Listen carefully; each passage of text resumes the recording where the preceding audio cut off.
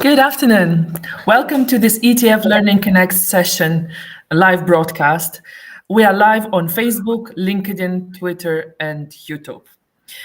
Today we celebrate the World Teachers' Day. And what's the best for this occasion than to speak to teachers coming from all over the world? Let me introduce you our guest for this conversation. Jelena Matić, a teacher from Aviation Academy from Serbia. Welcome, Jelena. Welcome from Belgrade. Jawad Gousous, country director from DVV International, Jordan. Welcome, Jawad. Welcome, Maria. Thank you. And Julian Stanley, an expert from European Training Foundation. Welcome, Julian. Thank you. Pleased to be here. Welcome, colleagues. Before we get started, I would like to ask all our followers, all people that are watching us live, to let us know where you're watching us from. We really would like to know the geography of this live conversation. And please also take part. Write your comments and your questions in the chat. So, to start, we will start with a quick fire round question to which I will address to the speakers and also to people looking us live. So, first question: did the global emergency related to COVID-19 pandemic lead to a change in the work that you do as a teacher educator? Jelena, yes or no? Yes, definitely. Jawad? Yes. Yes, sure. Julian? Absolutely, yes. So, people in the chat, please react. Did the global emergency due to COVID-19 pandemic change the way you work as a teacher or educator? And we go to the next question. Was it mostly a positive or negative change? Jelena? Positive. Jawad? I would say challenging. Challenging. So not positive, nor negative. Julian? Divided between teachers, but I think it's one of the things which really divided teachers. I think some had a good one, some bad. Okay. And the third question is, would you recommend to a close friend or a family member to become a teacher or adult educator? Jelena? Absolutely yes. Jawad? For sure, yes. Julian? But it's been great for me, so yes. Okay, so from this positive note, I would like to go through to more in-depth question, and all our followers, please keep on writing on the chat, and we will come back to your comments and questions. So let's dig a little bit deeper into those questions. Now, what is it like to be back teaching in a physical environment for you personally? How does it feel, Jelena? Delighted to be back. Finally we feel like being at home. It's unbelievable once again to be in the classrooms, to have the very interaction with our students. It's so positive. We are finally doing what we have many years, and I think that everyone can see that, after the pandemic and everything, the role of a teacher has finally been spotlight. We are finally valued for what we are doing. That's super interesting. I think we will come back to the topic of value and reputation of teaching profession in general. Jawad, what's your impression of being back to the physical setup? Yeah, I think it was very good for me because for more than one reason. First of all, in my age, it is not easy to adjust to the new technologies. So it was a challenge. And the other thing that all my life we were used to work through face-to-face connection and the interaction directly, and we were used for these approaches. That's why I'm more than happy to have back the face-to-face interaction, actually. Julian? I think that the experience is a bit different between teachers and learners. I think that the learners, the students, are delighted to be back. I've been in a few schools and I just see joy for children to be together with others again and to be learning together. I think for teachers, it's a bit more mixed. I think many are delighted to be back. Some of them, perhaps, it's more difficult. And I do believe that some schools are having difficulty retaining teachers and making and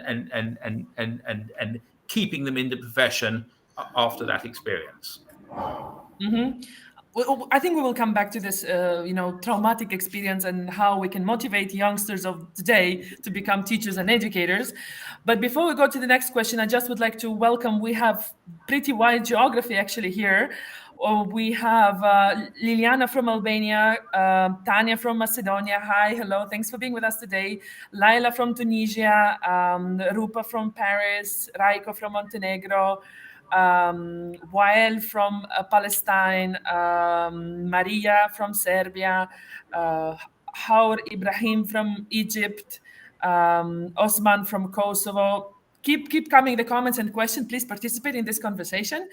Now, I think this is something that, Julian, you've mentioned, that the learners have changed, and I would like to address this question to Jelena. So has their attitude to learning has changed? Do you see the difference in your pupils? Jelena. Yeah, definitely. Their attitude has changed completely under the influence of social media and everything. Everything has been given at their disposal, so they're most accommodate to using social networks, more accommodating, and they think that media in general has become a very useful tool for them. And I'm not so sure that they're used to a traditional way of learning. I think that they've literally forgotten how to use books. It's hard for them to even keep a pencil in their hands and do the right thing or homeworks. Everything is about typing. Everything is about, was it posted? Is it shared? Do we have it? I think we're experiencing some issues. It's a pity because I wanted to make a follow-up question to Jelena about having a pencil in the hand. I'm sure Jelena will come back to us once the connection is restored. Now, Jawad, you're working more with adult learners. Yes. How is it for them? Did they change when they came back to the physical classroom again? It depends, actually. But one side note about this, that we started to work with adults through very simple platforms that they suggested to be used, like Facebook pages and WhatsApp and these mass social media, actually. Mm-hmm. But the note was that while they were working or expressing themselves through these platforms, they were able to be more interactive in expressing themselves more than face-to-face sessions. And that was amazing, really. I think maybe because they were at home and feeling good. So that was one side of the experience. But when it took more time, they were really eager to go back to face-to-face learning because there is many things that are related to certain skills, vocational skills, and other things. So that because there are was skills that cannot be taught online, no, because you need to exactly, have or a it's very handy difficult. IT. Yes, Yeah, sure. yes, I think yes. we have Jelena back now. Jelena, you were saying that some of the learners literally forgot how to use a pencil and a Yeah. paper. Yeah. So do you want to take it from there? Yeah, of course. We had an issue once we got back to school. We couldn't move them. It was very hard to push them to do anything. When we told them, for instance, do your homework, 9 exercise 5, 6, 7, they didn't know how to do their homework because of the influence of social networks and media in general. So it was very hard to go back to the old, the previous things. But thank Lord we're back at school. So I think the things are going better. Thanks a lot, Jelena. Julian, current generation is already pretty digital tech savvy, so they knew already all those technologies before the pandemic. But what happened is that they had to go through only online experience. Do you think they really appreciate now to be back into the physical space? So you're talking about learners About or about learners, teachers? yes, learners. Mhm. Well, I think, from what I've seen of learners in schools, there's a joy, there's a kind of enthusiasm about being back with other learners together. And I think there's been a real deprivation for them during COVID, not only when they haven't been able to be together, but when there's been an uncertainty about whether they could be together or not, or whether their being together has been interrupted. And I think that the coming back together is increasing their happiness, is making them feel as though life is returning to how it ought to be. And I think that's a sort of fundamental condition for learning. I think that when I speak to teachers and I say to them, what difference has it made? They say to me, well, they've still got concerns about the well-being of some young people. They feel that some people have kind of got lasting scars as a result of the isolation, or as a result of their fears, or as a result of their fear that it may happen again. So I think that in terms of their well-being, going back has massively increased that. But I think there is some hidden anxieties, which I think can undermine learning, can undermine their capacity to feel safe and to be successful in school, which are going to emerge over the next few months and which teachers need to address. Jelena, you wanted to add something about that? Yeah, definitely, Julian. I have to point out one thing. Our students forgot how to communicate. They're kind of afraid to talk to each other. There is a big gap. They don't know how to behave, how to react in certain situations, because of all those things. I think that's even greater problem than anything else. Our students do not know what to do right now. I think that learning should be put somewhere, communication issue. They do not know how to talk to each other. They do not know how to talk to us. Mm-hmm. So, Jelena, you think it's an additional challenge for the teachers Definitely. to resolve? Mm-hmm. Yeah, the teachers will have a lot of. Mm-hmm. I think, if I may say so, just to come back on that one, I think that's really interesting, because I think as a teacher, there's always a balance between, how much knowledge you're filling people's heads with on the one hand, and how much interaction and communication you're fostering on the other. And as teachers, we always blend those two. But I think we need to be aware of those issues, of that deprivation that's going on, has happened, and the need to compensate for that, and the need to reconstruct that capacity to communicate and to have trust before we get back to shoving the knowledge in, which perhaps we're expected to do by our examination systems and by our curriculum. Yeah.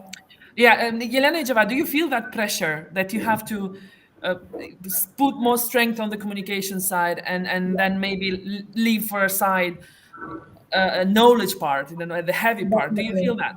Yeah, we have been pressurized a lot, First of all, I have to point out, I think that you all have a lot of paperwork to do. The bureaucracy has overtaken us. We have been doubling or tripling the work. We have been doing it online. We have been doing it at schools, planning, organizing, and empathizing with our students. It's very hard, and you are constantly being pushed. You need to do that. You need to do that. You have to fulfill all the rules and regulations. Be careful with that. So there are a lot of things that teachers need to cope with. And I think it's even getting bigger and bigger all the time. So the workload has definitely increased for the teachers. Is that right? Yeah, I think work is abnormal. Mm-hmm. Now, Jawad, go. Say something here also, because with working with adults is somehow different. So the level of challenge and communication is totally different, because actually with adults, they are part of the learning process. They are part of the approach itself, and they are part of the creation of the knowledge for all. So this is totally different. The challenges are different in the level and the shape. So it's not, there is not that much similarity with what was mentioned here. And it is mainly because that adults are coming to sessions because they want to be there and because they feel the need. So it is difficult to compare, actually. That's what I wanted to say. Thank you. Thanks a lot for adding this, Jawad. Now, there is a very good question in the chat that I would like to take, and thanks a lot to while who asked it. So how much time do we need to see whether learning virtually is more or less fruitful? So do you have any idea of whether it's more useful, whether the quality of online learning is the same or it went down? Jawad, do you want to start? Yeah, I would. Yes, actually, this type of learning, I think it is totally new to the whole world, and we need to have a culture of learning in this way. So it is not an just to do it and just to go for it. There is many things that are related to this mainly online learning and virtual learning. So it will take time, but I think it is not a choice. It is something necessary that we need to go for it. That's what I think. Thanks a lot. Jelena, in your opinion, what about the quality of online learning? Is it still the same, or did you feel that it decreased? First of all, from my point of view, it was a kind of obligation, definitely a great responsibility.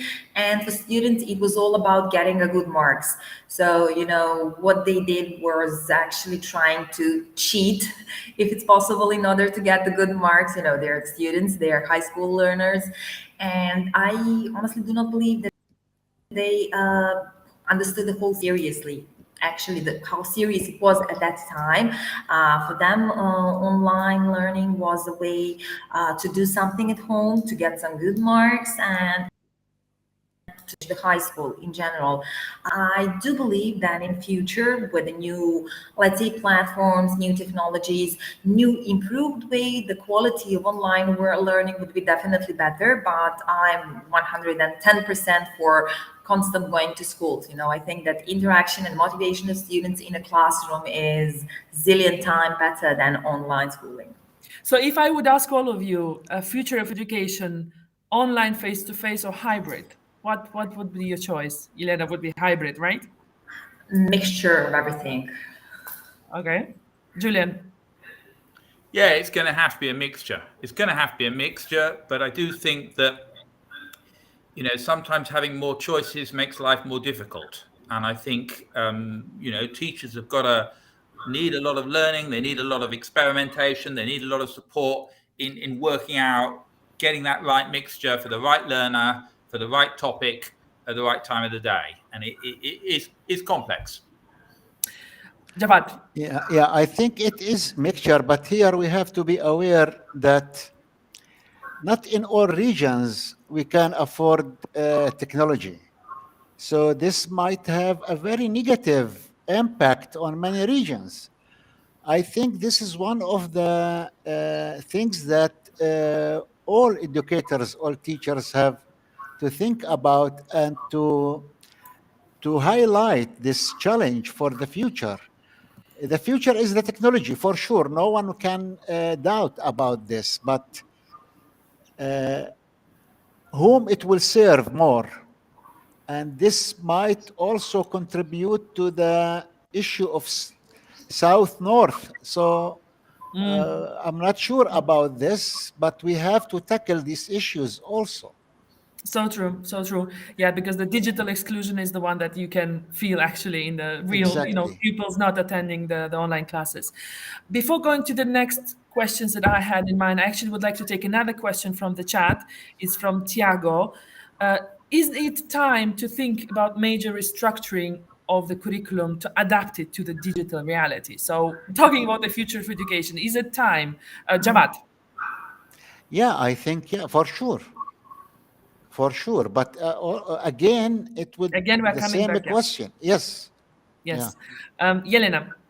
Yeah, definitely. We should cut down the curriculum. I think it's very huge. It's difficult to cope with, because I want to add something to the previous topic of discussion. To be, I'm not going to say shepherd, but something like that. Our role is to guide our students. They have a lot of information given at their disposal. we need to guide them through that. So about things in the future, our job should be pretty much accommodated to the school curriculum, which should be decreased because the number of lessons or classes per week, whole subject matter should be well thought in advance before starting anything. It's very complicated.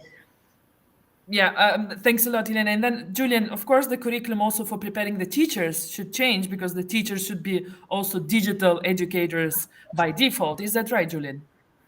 Yes, I think that teachers need digital skills. They need to be able to pick up and to run with the different educational technologies and the different methodologies which emerged, but they need to learn how to combine these with their pedagogies, and they need to understand and to learn through experience of how to make this work for their own personal style. It's not enough to expect teachers just to use approaches which research shows are good or which are recommended by the ministry. Teachers have to find blended approaches which fit with their own approach as a teacher, which they feel work for their style of teaching. And I think that it's partly teaching, it's partly awareness of what other people are doing, but it's partly experimentation and reflection with colleagues about what's working for them and what's working for their learners. Thanks a lot, Julian. I would like to take another question from the chat from Rupa, because I think Jelena mentioned that bureaucracy has increased since the lockdowns, the paperwork and all of that. So do you feel that? Do you really feel that in your daily life that the bureaucracy is bigger now since the lockdowns? Yeah. I think that bureaucracy in general, sorry for intruding, Yeah. bureaucracy in general has been overtaking us all. We have been doing a lot of paperwork during the lockdown, and the consequences of that are still present, and I do believe it's going to happen in the future. Apart from the fact that you're preparing classes, you're preparing new ideas, organizing, trying to introduce new innovations, methodologies, you have to do the paperwork, which is, piling. You have lots of things to do, and you're constantly being pressurized from the ministry and people who think those things are very important. I think they're forgetting one very important thing. Teaching is because of a teaching that we teach because students need to develop. Okay, we are doing the best possible work in the world. You're organizing, shaping human beings to become an individual one day to think, and you're constantly being pressurized with a lot of bureaucracy and paperwork. So for me, that's a big issue. Jawad, did you feel the increase in bureaucracy and paperwork for you? Yes, for sure. Yeah, that was that happened. Yes, and until now we are struggling with the bureaucracy for sure. Yeah. Now, I think we spoke a lot about the negative impact on teachers of COVID-19 pandemic and the switch that happened from one day to another, from physical learning to online learning. But there was also something positive about it, is that it put the teachers on spotlight. No, what was discussed during the pandemic? The doctors and the teachers, because people realized the importance of schools being open. Do you think this effect will last for a longer period now? This attention to the teaching profession, Jelena. Definitely, as Jawad pointed nicely, we have been pressurized. Our work has been challenging. The positive effect is finally they understand the role of the teachers.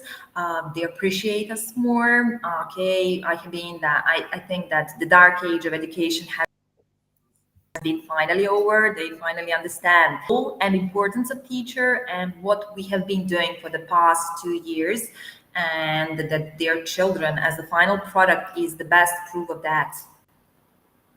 Jawad, do you feel the difference? Do you feel yourself more important now because you are the teacher? In general, yes, for sure, and I do agree with what Jelena said, and I would add that nowadays, after the pandemic or during the pandemic, there was many voices asking to improve the living conditions even for the teachers, and to see, because they started to see how important is the role of a teacher and being a teacher. And actually, this in our region, for example, there was many voices asking to have more trainings for teachers, and actually, because teachers were also victims of the pandemic, because they had the major role on to keep the generations at schools and in the teaching process. So they were and somehow on the front line also during the and after the pandemic. So this resulted a call to rearrange the role of the teachers, but also to equip them with more knowledge, more skills, mainly on the technologies that are contributing to online teaching. So for sure, yes. Julian, before the pandemic, we were speaking a lot about, the reputation of teaching profession and that we need to empower our teachers. Now, after the pandemic, it seems that the teaching profession itself came into the spotlight. Do you think that this effect of COVID-19 pandemic will last in time? Well, I've got concerns, to be honest. I utterly agree with what Jelena and Jawad are saying, that during the pandemic, teachers were understood to be frontline workers, and their work was valued. The social significance of what they do became clearer to everyone. But I am concerned now that effect may not last. I am concerned that some teachers themselves have been greatly fatigued by the experience of COVID and the challenges of distant teaching, distant learning, and distant teaching. I do think that the number of countries which are experiencing a shortage of certain kinds of teachers, of older teachers maybe taking early retirement. So I think there are challenges there, and I think that there's work for policymakers to do to signal the way that they value what teachers can do, that they value the additional competencies and activities that teachers have undertaken and will need to undertake in order to keep that valuation visible. Now, a question to all of you. What exactly do you think that the governments should have done or should do now to support teachers in this transition, first to online and now the coming back and the return to normality? What would be the concrete proposals on how to help you guys, help teachers and educators to embrace all the challenges? Jelena. For instance, they could pay attention to our social standing. I'm talking about definitely payment. I do believe that each and every one of us here has issue with the payment, that our pays are not as appreciated as some others. And I definitely do believe that they should give us a lot of free, let's say, trainings. They should invest more money in teachers, provide them with additional technological equipment, what is necessary. Definitely maybe to organize the working hours, to accommodate everything to teachers. I pointed out we have been on the front line, and as Jonathan nicely put it, I do believe that they have already forgotten that. Jawad. But actually, I don't know if I can add anything to what Jelena said. It was very comprehensive. But one thing that might be very important is to take care of infrastructures where teachers are working also. I think this is very important. The environment, the teaching environment itself, the school environment. This is something that they have to take care about. If we are talking about hybrid or mixture teaching, then this infrastructure supposed to be very supportive to the teachers, but also to the learning process itself and students. Julian. Yes, I won't repeat what others have said. I'd like to make a slightly different point, which is that teachers are motivated by improving the lives of their learners. And when they see an opportunity to do that, that they, in my experience, that they are ready to work enormous hours. They are ready to find the energy and the creativity to make things happen. And their employers, usually ministries, should recognize, where teachers want to give more. And that's where they should enable things for teachers. Too often, policymakers don't take into account that which teachers really want to do when they push. So they demand, for example, records of lesson plans. They demand detailed reports, which, quite frankly, they're not that interested in seeing, but they want a high level of consistency and reporting.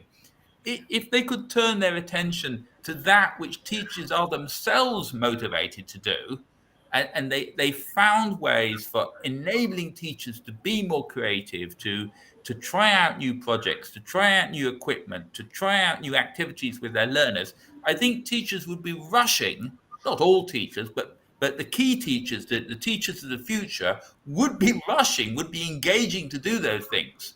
So it's a question not of consistently pushing everyone to do what you want them to do, but finding the things that teachers want to do and enabling them to do that. And I think in that way, policymakers will see the improvements in education, which are good for everyone. Yeah, so it's more about listening to what actually teachers want rather than to pushing them to do the work properly. Now, before going to the next question, I would like to take some comments from the chat. We have Fatma Hermi who's saying, I would like to teach online. I need some help to do that. So colleagues, imagine that you have a young teacher or someone who would like to become a teacher and who would like to become an online teacher. What would be your tips or advice to a younger colleague? Okay, should I start? Yes, Jelena, go. Okay, not to do anything, of course, just kidding. First of all, she needs to have a lot of patience, try to understand social networks, try to cope with a lot of tutorials. That's how we all started eventually. Before COVID, we didn't use social networks and we didn't use modern technologies in that sense. But now, being pressurized to do that, we were grappling with all sorts of situations. It was very hard to cope with, but definitely the pressure teaches you the best, because when you're under such pressure, you find the best solution. So you have to be very patient, you have to be motivated, you have to want to be a teacher, you have to want to be online teacher, to devote yourself to learning and improving, and of course to have a right infrastructure, to have correct technologies to carry out such a process of learning and teaching in general.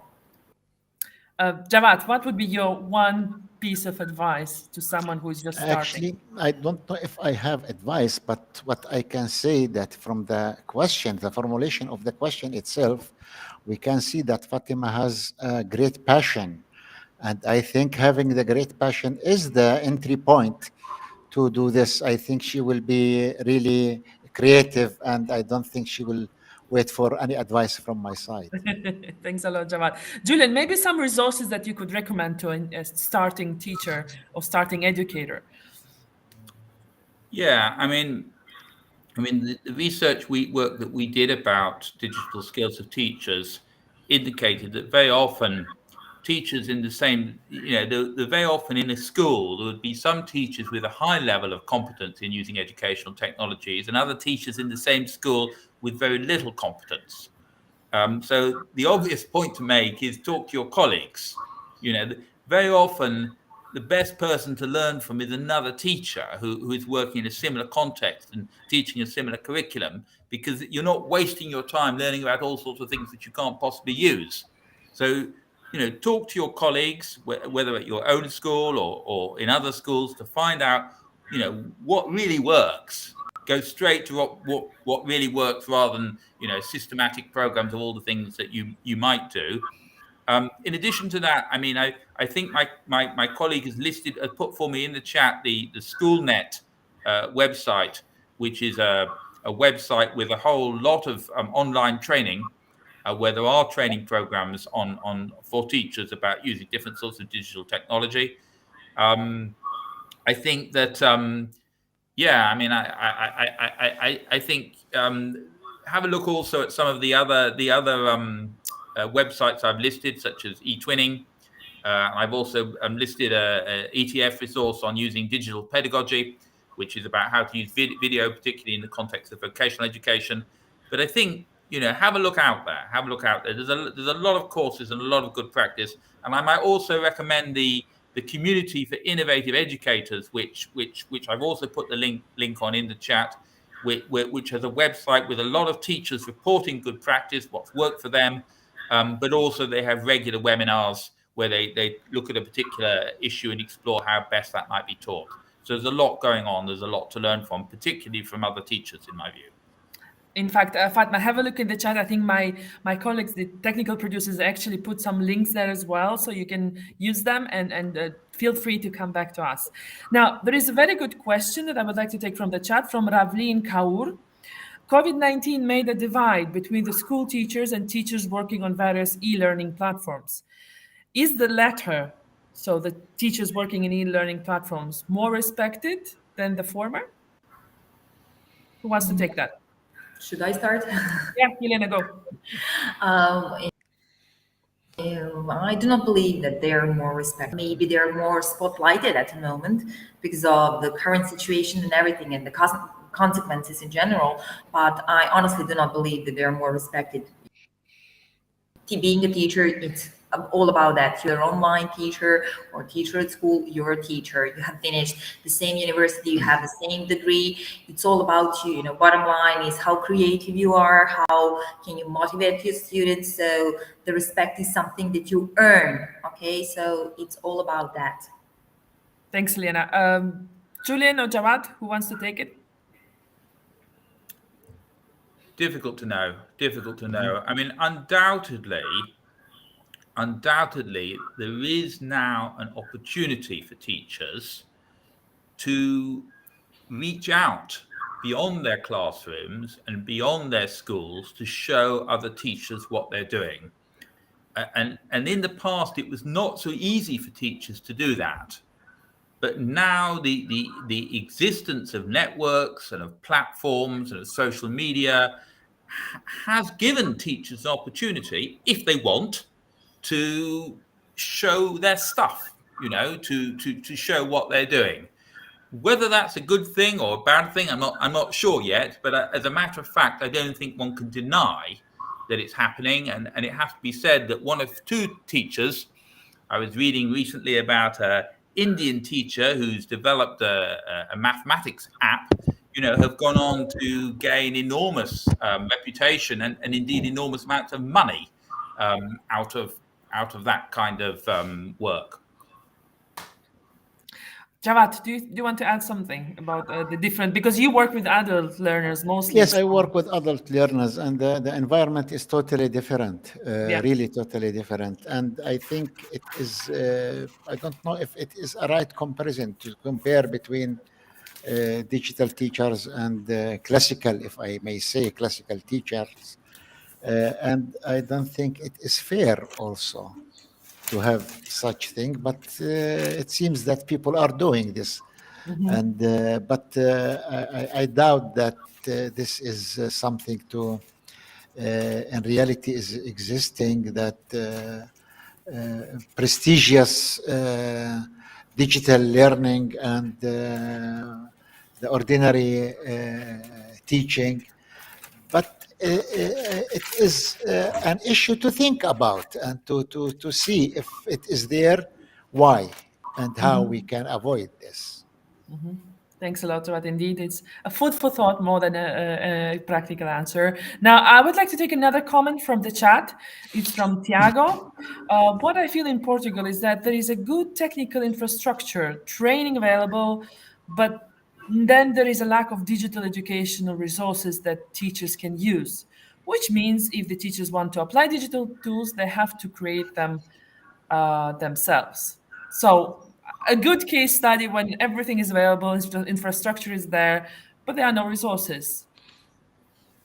Any tip for the teachers in that situation, Julian?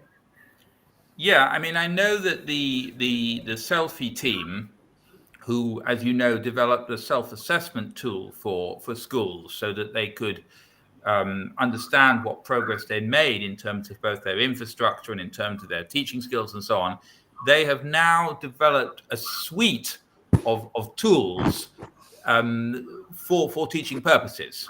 So you might be interested in checking out the Selfie site to see what they're offering, because they worked hard, I think, to develop sets of tools to do that. Clearly, it's got to be a collective job. It's got to be something which teachers do together and which the resources are shared, because it's beyond the possibility of an individual teacher to create all the digital tools that they need for the whole of their curriculum. So we do need to think about how we're going to share, how we're going to translate, how we're going to adapt things for different curriculums. And I have a look also at the community for innovative educators, because I think there's also work going on there to try and share the tools which teachers are finding and which teachers are creating. Yeah, I think our technical producer just posted the link on to Selfie on the ETF website. So thanks a lot for that. Jelena and Jawad, do you want to add something about this case study of Portugal? Yeah, I just want to add an interesting situation from the beginning of the COVID-19, how we organized school pretty much for a couple of days, idea of what to do. We will definitely confused, caseless, clueless, and as Julian pointed out, we started talking to each other, colleagues in different departments, starting to organize, finding different tools, there were a lot of ideas put together. There was a problem to choose the right one, the correct one, how to start online learning, but there are a lot of tools. You just need to dig a bit, pretty much that's all about usable tools online. You just need to learn and read about it and eventually see if it's applicable for your course or not. Jawad, anything to add to this? I think what previously Julian said about if someone want to learn more about teaching, to ask a teacher. So I think with this issue of resources, during the previous years, there is a lot of experience worldwide was gained here. And I think there is a need to create, or maybe it's there somewhere, a community of practice for teachers where they can make this exchange and learn more. And there is no need then to experience what was experienced before. So I think this is one of the things that could be useful. Thanks a lot. And indeed, I think Julian was referring to such a community, the community of innovative educators. Well, teachers from all over the world join their forces and share their experience and their resources and learn from each other, which is extremely important for their profession. It is a multilingual community, people communicating in many languages. Yeah. Jelena, did you want to follow up? The idea came to me, Chamber of Education. Why not? We could organize the Chamber of Education. Thanks a lot. Sounds very, very, very fancy. Well, talking about sharing experiences, ETF has launched an innovative teaching award several months ago, and we actually received around 800 applications from teachers and educators from all over the world.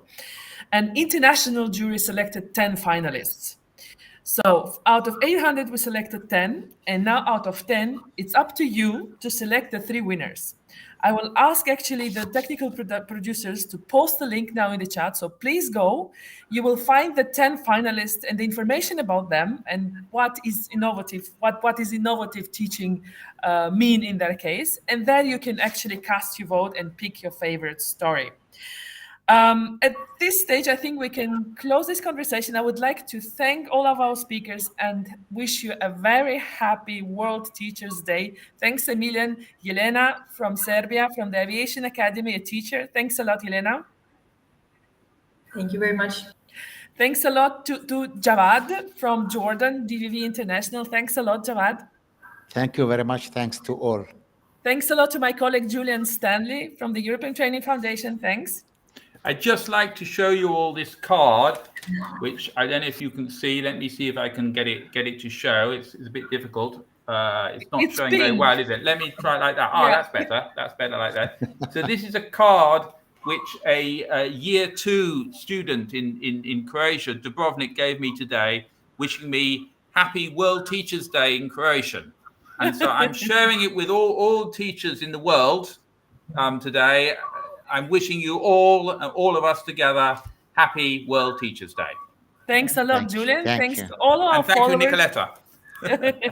Nicoletta. Thanks a lot. I would like also to thank our producers, Susan and Dominic, who are behind the scene, but without them, this live would not be possible. Thank you for being with us today, and stay tuned because there is much more to come. Goodbye. Bye. Goodbye. Bye-bye.